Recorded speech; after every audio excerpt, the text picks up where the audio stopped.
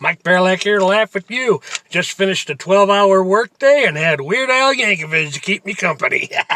Started off with Off the Deep End with We're Nirvana and Trigger Happy. That song really needs to be the theme song for the NRA. Just to bug SJWs and leftists. Trigger Happy, done in the style of the Beach Boys. And then another one, Can't Watch This. Hammers can't touch this. I can't watch this.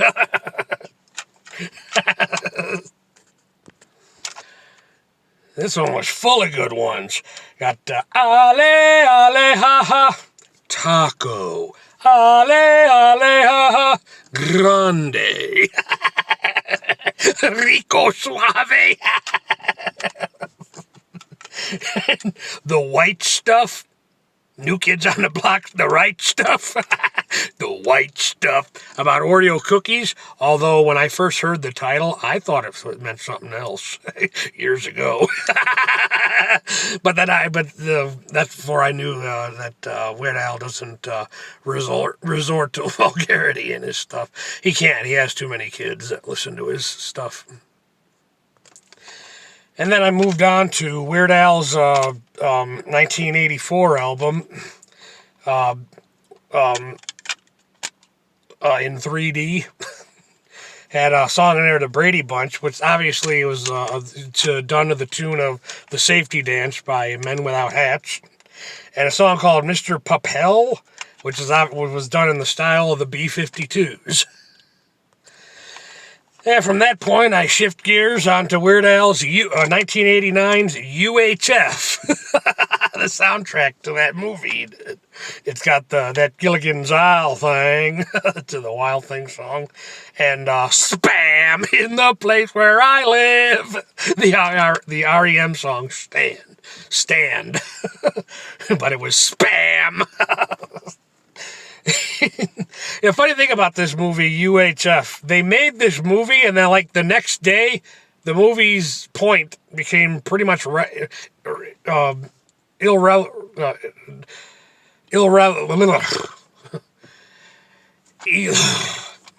no point. No more relevancy. They made the movie, and then the next day, the point of the movie had no relevancy because network TV and cable TV have not competed for a long time. And even when they did, it was only for, about a month or two. It's an interesting film, though. Michael Richards is in it, Cosmo Kramer of Seinfeld fame. Yeah, UHF. It reminded me of the first TV I ever owned. UHF, VHF was a little 13-inch black and white TV given to me by my grandfather, and I hooked up everything to that little thing.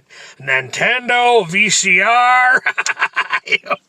I hooked up everything to that damn thing. And eventually I got my first job, and then I got a 19-inch Magnavox and discovered closed caption, and then a world of vocabulary opened up for me. And for the first time in my life, I could watch a movie once and actually hear the whole thing. I wonder why you had to watch movies over and over again when I was a kid. I didn't get it all the first time. Because it was given to me by my grandfather when I got my 19-inch Magnavox. I felt obligated to keep that old black and white TV. I just snapped the tape in my hand, or the case. So I felt obligated to keep it, so I did for a couple of years in the closet. And then one day I was cleaning out the closet, and I said, okay, I got to do something with this thing. And I think I put it out back in the alley, and either the garbage man took it or somebody took it. And then towards the end of the night, I shift gears to John Lennon's Imagine on cassette. A cassette which I actually had to repair a couple times, but sometimes, sometimes they're worth the effort. But, John Lennon's Imagine. Got all the stuff they did with the Beatles. Stuff that wasn't even produced until after his passing. Beautiful Boy from the Mr. Holland's Opus movie. I actually own the corresponding songbook for this album with all the chords on guitar for it. But when I was listening to Revolution, I remembered something my mom told me, a memory she recollected to me once when she was listening to the song Revolution in her room when she was a little girl real loud on the record.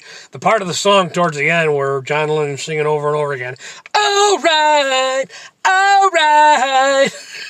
She said her dad, my grandfather, yelled from downstairs, all right already!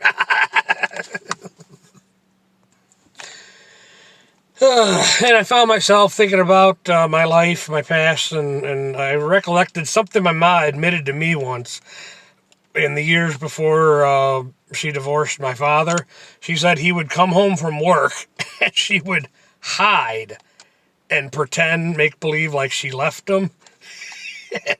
According to her, the way she tells the story, she kind of got off on making him think she left.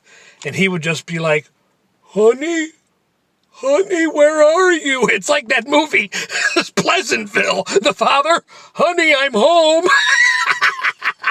But my mom would do this. And this is what females do. In the modern world, what's it called? It's called shit testing.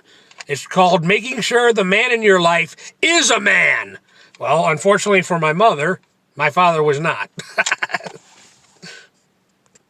This is another reason why I have come to the conclusion the system, the entity most directly responsible for the 6 years of child abuse that I and my sisters had to endure is because of modern feminism. Feminism is to blame.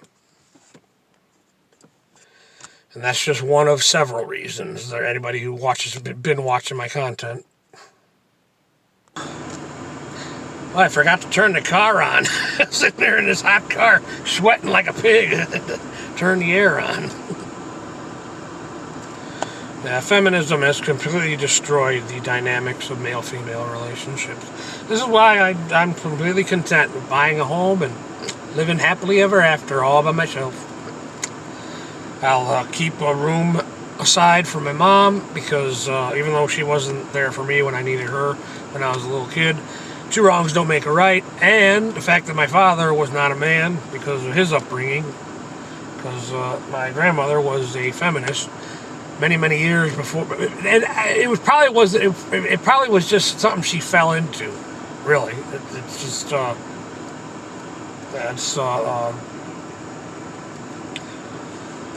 it just is what it is. Live happily ever after in my home.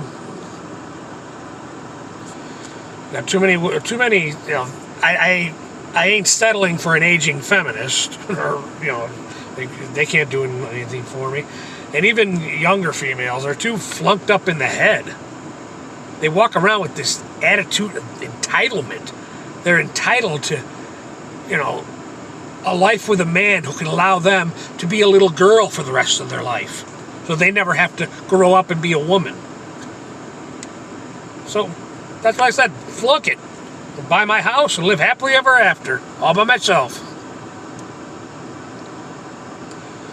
Too many females think that hole between their legs is made out of gold. The way I see it, the only one I have to cater to is the one that births my biological child. God first, then man, then woman, then children. That means that no man is obligated to use his resources to take care of another man's seed. Those are the facts of life, folks. Deal with it. Boy, man, 12 hours making all that money really makes me pumped. Good thing I don't drink or smoke. It's another blessing I got from God.